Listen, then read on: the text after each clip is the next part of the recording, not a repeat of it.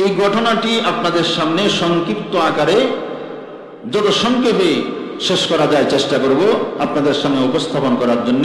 আল্লাহ রাব্বুল আলামিন তৌফিক দান করেন, সকলে বলি আমিন।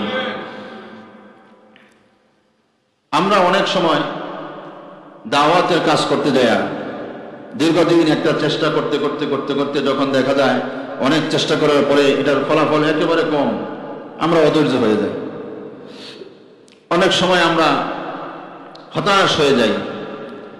আসলে হতাশ হওয়ার কিছু নাই, অধৈর্য হওয়ার কিছু নাই। সূরা নূহের মধ্যে আল্লাহ রাব্বুল আলামিন ওনার আলোচনাটা এইভাবে করেছেন যে আল্লাহ রাব্বুল আলামিন হযরত নূহ আলাইহিস সালামকে তার উম্মতদেরকে সতর্ক করার জন্য প্রেরণ করেছেন। আল্লাহ রাব্বুল আলামিন সূরা নূহের শুরুতে পবিত্র কালামুল্লাহ শরীফের মধ্যে বলেন, ইন্না আরসালনা নূহান ইলা কওমিহি আন আনযির কওমাকা মিন ক্বাবলি আন ইয়াতিয়াহুম আযাবুন আলীম।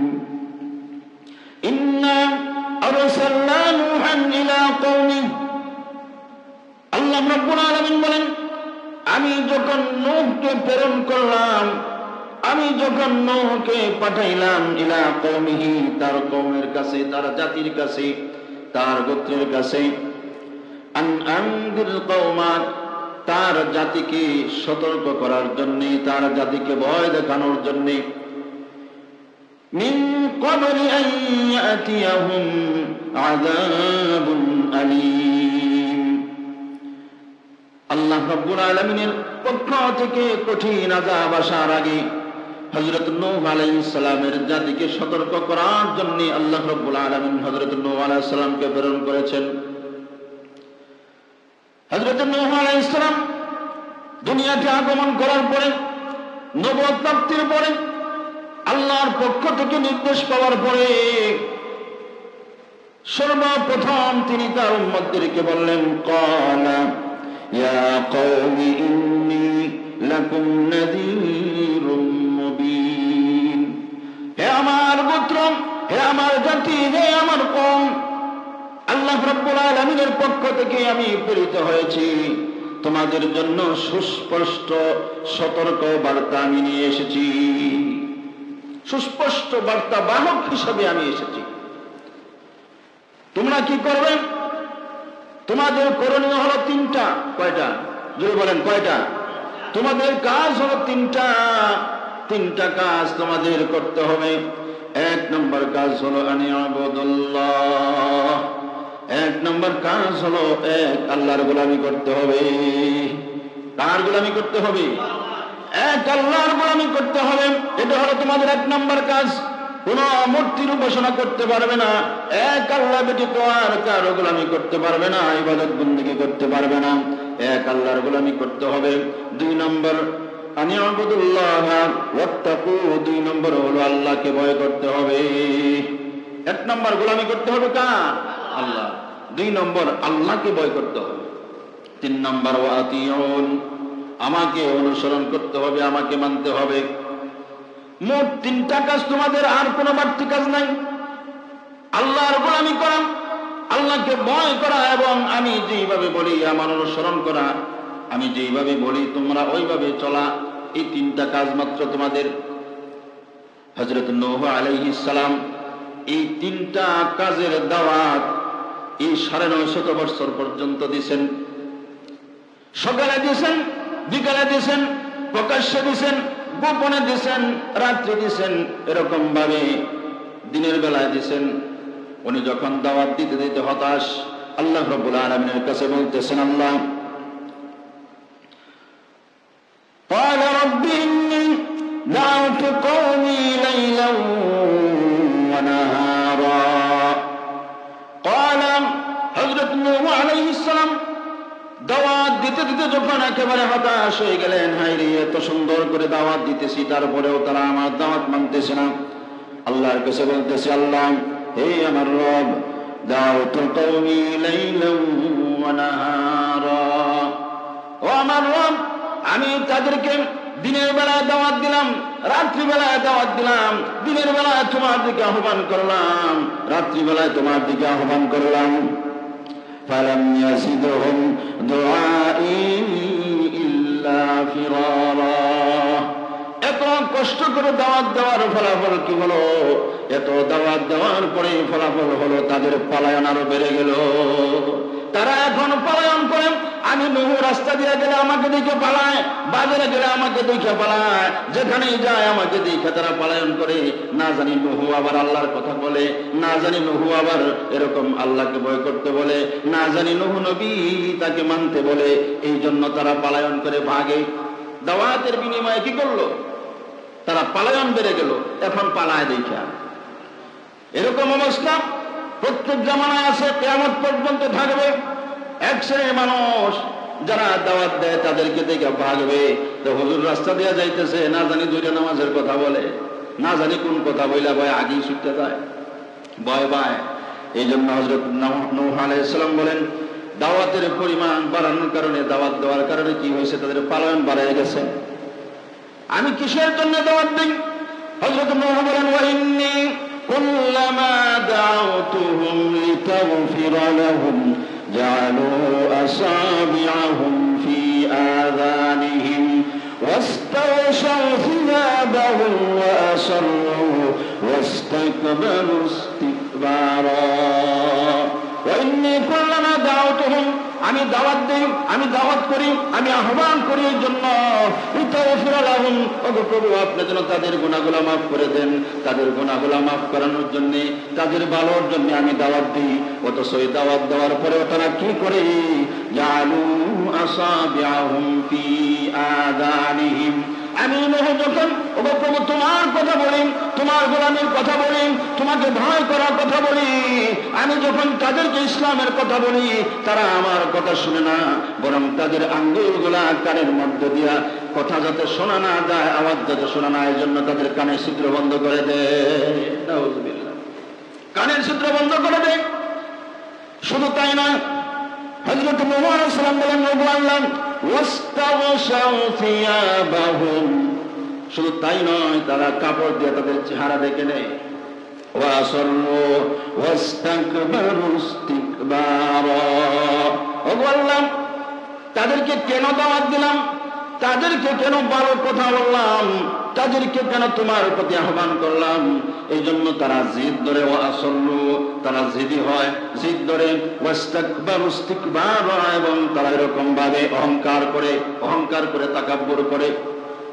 এক শ্রেণীর মানুষ দুনিয়াতে আছে, এখনো ভালো কাজ নিজে করবে না, ভালো কথা নিজে শুনবে না, এমনকি এমন ব্যবস্থা গ্রহণ করবে এই ভালো কাজের কথা কেউ যেন শুনতে না পারে, ভালো কাজ যেন কেউ করতে না পারে। তারা এই জন্য উঠে পড়ে লেগে যায়।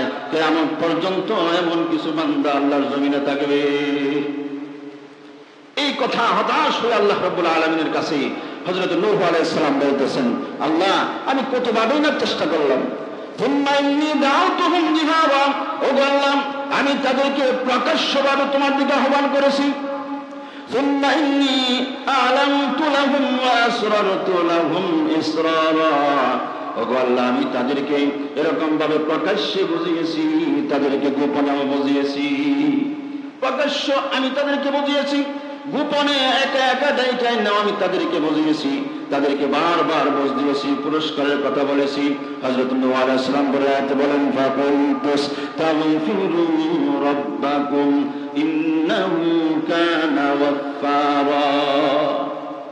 হযরত নূহ আলাইহিস সালাম বলেন, আমি আমার উম্মতদেরকে বলেছি, উম্মতেরা জীবনে যা করেছো, যত অন্যায় করেছো, যা অপরাধ করেছো, এখনো সময় আছে। ফাকুলতুস্তাগফিরু রাব্বাকুম, তোমরা আল্লাহর কাছে ক্ষমা চাও, আল্লাহর কাছে ইস্তিগফার করো, আল্লাহর কাছে মাফ চাও। ইন্নাহু কানা গাফফারা, আল্লাহ রাব্বুল আলামিন তোমাদের জিন্দেগীর तमाम গুনাহগুলো মাফ করে দিবেন। আল্লাহ অত্যন্ত ক্ষমাশীল। তোমরা মাফ চাও, যা করেছো ইতিপূর্বে আল্লাহর কাছে ক্ষমা চাওয়ালো সব মাফ করে দিবে। শুধু তাই নয়, ইউরসিলিস সামা আলাইকুম মিদরারা, আল্লাহ রাব্বুল আলামিন তোমাদের জন্য আসমান থেকে বৃষ্টির ব্যবস্থা করে দিবেন, পানির ব্যবস্থা করে দিবেন। পানির জন্য তোমাদের হাহাকার করতে হবে না, পানির জন্য তোমাদের কোনো চিন্তা করতে হবে না। وَيُمْدِدْكُمْ بِأَمْوَالٍ وَبَنِينَ وَيُمْدِدْكُمْ بِأَمْوَالٍ তোমাদের মালের মধ্যে আল্লাহ বরকত দিবেন, মাল বৃদ্ধির জন্য আল্লাহ রাব্বুল আলামিন সাহায্য করবেন। ওয়াবানিন এবং সন্তান সন্ততির মধ্যে আল্লাহ বরকত দিয়ে দিবেন, সন্তান সন্ততি বাড়াইয়া দিবেন, সব কিছু আল্লাহ রাব্বুল আলামিন দিবেন। ওয়ায়াজআল লাকুম জান্নাতিন ওয়ায়াজআল লাকুম আনহারা। এখানেই শেষ নয়, হযরত নূহ আলাইহিস সালাম বলেন তোমাদের জন্য বাগানের ব্যবস্থা করবেন, ক্ষেত খামারের ব্যবস্থা করে দিবেন। এরপরে আল্লাহ রাব্বুল আলামিন তোমাদের নহর নালাগুলি এরকম ভাবে প্রবাহিত করে দিবেন, তোমাদের যা প্রয়োজন সমস্ত কিছু আল্লাহ রাব্বুল আলামিন দিবেন। শুধু তিনটা কাজ, এক আল্লাহর গোলামি শুরু করে দাও, আল্লাহকে ভয় করতে থাকো আর আমার অনুসরণ করো। যদি তিনটা কাজ করতে পারো তাহলে 6টা পুরস্কার। 1 নম্বর তোমাদের ক্ষমা, 2 নম্বর তোমাদের মালের মধ্যে বরকত, 3 নম্বর সন্তানের মধ্যে বরকত, 4 নম্বর আল্লাহ রাব্বুল আলামিন এরকম ভাবে আসমান থেকে বৃষ্টির ব্যবস্থা করে দিবেন, 5 নম্বর তোমাদের জন্য এরকম বাগানের ব্যবস্থা করবেন, 6 নম্বর তোমাদের সমস্ত নদী নালা লহরগুলো আল্লাহ রাব্বুল আলামিন প্রবাহমান করে দিবেন, প্রবাহমান করে দিবেন, পানি দ্বারা ভরপুর করে দিবেন। তোমাদের আর কোনো বিষয় চিন্তা করতে হবে না। এত বোঝানোর পরেও শুধু বিরোধিতা, শুধু শত্রুতা, অত্যাচার, নির্যাতন একের পর এক করতেই থাকলো। অনেকভাবে বুঝাইছে সূরা নূহের মধ্যে আল্লাহ রাব্বুল আলামিন লম্বা আলোচনা করেছেন। শেষ পর্যন্ত তিনি যখন একেবারে হতাশ হয়ে গেলেন যে কোনো অবস্থাতে আর ওনার কথা মানতেছে না, তখন উনি আল্লাহর কাছে বলতেছেন ওয়াকালা নূহুর রাব্বি লা তাযার আলাল কাফিরিন আলাল আরদি মিনাল কাফিরিন দাইয়ারা। হযরত নূহ আলাইহিস সালাম বলেন ওয়াকালা নূহুর রাব্বি লা তাযার আলাল আরদি, হে আল্লাহ জমিনের উপরে কাফিরিনা দাইয়ারা, যত কাফের আছে, যত মুশরিক আছে, আপনার অবাধ্য যারা আছে তাদেরকে আপনি লা তাদার আর ছাড় দিয়েন না, আর সুযোগ দিয়েন না। আল্লাহ তাদেরকে আর ছাড় দিয়েন না। আপনি যদি তাদেরকে ছাড় দেন, ইন্নাকা ইন তাদারহুম ইউদিল্লু ইবাদাক, ওগো আল্লাহ এই কাফেরদেরকে যদি আপনি আর ছাড় দেন তাহলে কি করবে? ইউদিল্লু ইবাদাক, আপনার যত ইবাদত গুজারি বান্দা যারা আছে এদেরকে গোমরা করবে, কান পরামর্শ দিবে, এটা করো না, এটা ভালো না, এরকম ভাবে তাদেরকে কান পরামর্শ দিয়া দিয়া দিয়া দিয়া তারা এরকম ভাবে গোমরা করে ফেলবে, নষ্ট করে ফেলবে। এরপরে উনি বলতেছেন ওয়ালা ইয়ালিদু ইল্লা ফাজিরান কাফফারা, এরপরে তারা তো এরকম ভাবে কাফের সন্তান জন্ম দিতেই থাকবে, দিতেই থাকবে, কাফের সন্তান জন্ম দিতে থাকবে। একদিক দিয়ে তারা কি ক্ষতি করবে? মুমিন যারা তাদের আপনার বান্দাদেরকে গুমরা করবে, আর একদিকে তাদের ঘটতে যারা হবে এরকম এইরকম কাফিরি, এরকম মুসলমান হইতো না। এরপরে উনি দোয়া করতেছেন নিজের জন্য, রব্বি গফিরলি ওয়া লিওয়ালিদাইয়া ওয়া লিমান দাখালা বাইতিয়া মুমিনান ওয়া লিল মুমিনিনা ওয়াল মুমিনাত। এরপরে দোয়া করতেছেন রব্বি গফিরলি, ওগো আল্লাহ আমাকে আপনি মাফ করে দিন, ওয়া লিওয়ালিদাইয়া আমার আব্বা আম্মাকে মাফ করে দিন, ওয়া লিমান দাখালা বাইতিয়া মুমিনান ওয়া লিল মুমিনিনা ওয়াল মুমিনাত, ওগো আল্লাহ আমার ঘরে যে সমস্ত মুমিন পুরুষ এবং মুমিন নারীরা প্রবেশ করেছে আপনি তাদেরকে মাফ করে দেন, ওয়ালা তাজিদিজ জালিমিনা ইল্লা তাবারা, আর কাফেরদের জন্য, জালেমদের জন্য আপনি ধ্বংস বাড়াইয়া দিন, তাদের ধ্বংসের ব্যবস্থা করে দিন। হযরত নূহ আলাইহিস সালাম যখন আল্লাহ রাব্বুল আলামিনের কাছে এই দোয়া করলেন, দোয়া কবুল হয়ে গেল। হযরতে নূহ আলাইহিস সালামের কাছে আল্লাহ রাব্বুল আলামিন হযরতে জিবরাইল আলাইহিস সালামকে পাঠিয়ে দিলেন। জিবরাইল আলাইহিস সালাম এসে বলতেছেন, ওগো নূহ, ওই যে আপনার কাছে কিছুদিন আগে একটা ডাল দিয়ে গিয়েছিলাম, জান্নাতি একটা ডাল আপনাকে দিয়েছিলাম, যেটা গায়রা থন লাগায়া থন কোনো এক সময় কাজে দিবে। ওই জান্নাতি ডাল, যে ডালটার বয়স এখন 40 বছর, ওই গাছটা আপনি কাটেন, কাইটা বিশাল একটা এরকম জাহাজ বানান, নৌকা বানান, নৌকা বানায়াম তারপরে আপনি আপনার যারা অনুসারী আছে তাদেরকে নিয়ে ওঠেন, খুব শীঘ্রই আল্লাহ রাব্বুল আলামিন কাফেরদেরকে ধ্বংস করার জন্য এরকম গজব দিবেন, আযাব নাযিল করবেন। হযরত নূহ আলাইহিস সালাম এরকম ভাবে আদেশ পান, বিশাল গাছ কাটেন, তক্তা করেন, এরকম ভাবে উনি বিশাল আকারের জাহাজ আল্লাহর নির্দেশ মোতাবেক বানাইতে শুরু করলেন। কাফেররা দিকে হাসতেছে, যেখানে বৃষ্টি নাই সেখানে বলে এমন প্লাবন হবে যে জাহাজের মধ্যে উঠা নিজেদেরকে রক্ষা করতে হবে। যত ধরনের পাগলের প্রলাপ, যত ধরনের পাগলামি, এরকম ভাবে কথাবার্তা বলতেছি। অনেক লম্বা ঘটনা, সারসংক্ষেপ শেষ পর্যন্ত যখন এই জাহাজ কাছাকাছি চলে গেল, মাত্র 4টা তক্তা শর্ট পড়েছে, 4টা তক্তার প্রয়োজন। 4টা তক্তা যখন লাগেন, হযরত নূহ আলাইহিস সালাম ওনার সন্তানদেরকে বললেন, যাও একটা গাছ নিয়ে আসো, অমুক জায়গায় একটা বড় গাছ আছে, ওই গাছটা কেটে নিয়ে আসো। ওই গাছটা কাইটা নিয়ে আইসা তারপরে এখান থেকে তক্তা করে 4টা তক্তা দিলেই আমার জাহাজ পরিপূর্ণ হয়ে যাবে। তার সন্তানেরা অস্বীকৃতি জানালো, সন্তানেরা বললো আমার পক্ষে সম্ভব না। এরপরে সেখানের একটা ব্যক্তি ছিল, ওর নাম, তাকে হযরত নূহ আলাইহিস সালাম বললেন, যাও গাছটা নিয়ে আসো। তুমি যদি গাছটা নিয়ে আসো তাহলে তোমাকে এক বেলা পেট ভর্তি করে খানা খাওয়াবো। এক বেলা খানা খাওয়ার কথা শুনে ও চলে গেল, গাছটা নিয়ে আসলো। গাছটা নিয়ে আসার পরে এরকম ভাবে ওদের সামনে হযরত নূহ আলাইহিস সালাম খানা রাখলেন। 3টা রুটি রাখছে। 3টা রুটি দেখে ওদ বলতেছে, আহারে এরকম কয়েকটা রুটি তো আমার দাঁতের চিপার মধ্যেই বাজা থাকে। দাঁতের চিপার মধ্যে যে সমস্ত রুটি বাজা থাকে, সেটা রুটিগুলো একত্রিত করলে এর চেয়ে বেশি হয়ে যাবে, তুমি এটা কি আনলে? হযরত নূহ আলাইহিস সালাম বললেন, তোমার জন্য অনেক খাবার আছে, চিন্তার কারণ নাই, তবে তুমি শুধু বিসমিল্লাহির রহমানির রহিম বলে শুরু করো, আর যত রুটি তুমি পারো খাও, কোনো অসুবিধা নাই। ও বিসমিল্লাহ বলেন, খাবার শুরু করলাম। মাত্র 1.5টা রুটি খেলো, তার পেট পরিপূর্ণ ভরে গেছে। নূহ আলাইহিস সালাম বলেন, কি আর খাও না কেন? বলতেছেন, আর পারবো না, আমার পেট ভরে গেছে, পেটে আর জায়গা নাই। উনি বলতেছেন, তুমি না বলছিলেন এরকম 12,000 রুটি তুমি একবার খাইতে পারো, এখন 1.5টা খাই আর খাইতে পারো না কেন? এই তোরা বোঝা গেল বিসমিল্লাহির রহমানির রহিম বলে যে খাবার খাওয়া হয়, ওই খাবারের মধ্যে অনেক বরকত আছে। এই জন্য আমাদের প্রত্যেক খানার শুরুতে বিসমিল্লাহ বলতে হবে, প্রত্যেক কাজের শুরুতে বিসমিল্লাহ বলতে হবে। যদি বিসমিল্লাহ বলা হয় তাহলে ওই খানার মধ্যে, ওই কাজের মধ্যে বরকত হয়ে যায়, আল্লাহ বরকত দিয়ে দেন। শেষ পর্যন্ত এই জাহাজ বানানো হলো। জাহাজ বানানোর পরে ওনার অনুসারী সহ সমস্ত এক প্রকার যত ধরনের পশু ছিল, সব পশু পাখি এরকম প্রাণী সবগুলাকে এক জোড়া করে উনি নিয়ে এখানে উঠলেন। এরপরে যখন জাহাজে উঠছেন, জাহাজে উঠার সময়টা ছিল রজব মাস। রজব মাসে উনি জাহাজে উঠছেন।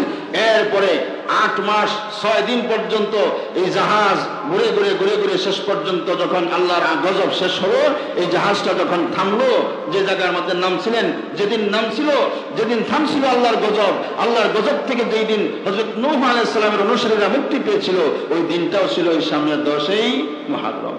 এর অসংখ্য ঘটনা এই 10ই মুহররমের মধ্যে আছে। তাহলে আজকের আলোচনার সারসংক্ষেপ হলো, নূহ আলাইহিস সালাম 3টা কথা বলছিলেন তার উম্মতদেরকে। 1 নম্বর, আনিয়াবুদুল্লাহ, আল্লাহর ইবাদত করো, ওয়াত্তাকু, আল্লাহকে ভয় করো, ওয়াতিউন, এবং আমার অনুসরণ করো। কাজ 3টা করবা, 6টা পুরস্কার। আমরাও যদি এই 3 কাজ করি, আমাদের জন্য পুরস্কার কয়টা? আমাদের জন্য পুরস্কার 6টা আছে। এই জন্য আমরা এই 3 কাজ করি, 6টা পুরস্কার নিতে রাজি আছি তো ইনশাআল্লাহ? আল্লাহ রাব্বুল আলামিন সর্ব অবস্থায় মৃত্যুর আগ পর্যন্ত একমাত্র আল্লাহ পাকের গোলামি করার তৌফিক দান করেন, সকলে বলে আমিন। আল্লাহর ভয় আমাদের কলবে ফিট করার তৌফিক দান করেন, সকলে বলে আমিন। মৃত্যুর আগ পর্যন্ত আমাদের প্রত্যেকটা কাজ মুহাম্মদুর রাসূলুল্লাহ সাল্লাল্লাহু আলাইহি ওয়াসাল্লামের দেখিয়ে দেওয়া সুন্নাত অনুযায়ী যেন আমরা করতে পারি, আল্লাহ সেই তৌফিক দান করুন, আমিন। وآخر دعوانا أن الحمد لله رب العالمين. السلام عليكم ورحمة الله وبركاته.